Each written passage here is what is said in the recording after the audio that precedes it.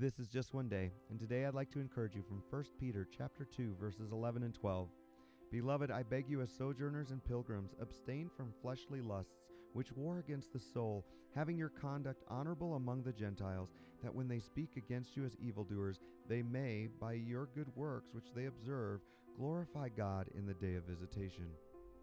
In the previous verses, Peter reminded us of our great privilege. We are chosen by God, part of his family, and called out of darkness into his marvelous light. Now he turns to our great responsibility. Because we belong to God, we are called to represent him well. Peter describes believers as sojourners and pilgrims. This world is not our home, and our lives should reflect a different king and a different kingdom. First, Peter tells us to wage war on fleshly lusts. These sinful desires are not harmless. They actively wage war against our souls. The Christian life is not passive. Every day we must choose to deny the desires of the flesh and pursue obedience to Christ. Second, Peter reminds us to remember who's watching. He calls believers to keep their conduct honorable among unbelievers. The world is observing how we live and how we respond to difficulty, and whether our actions match our faith. Our testimony is often louder than our words.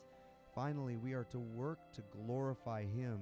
The goal is not personal recognition, but that others would see God's work through our lives and give him glory.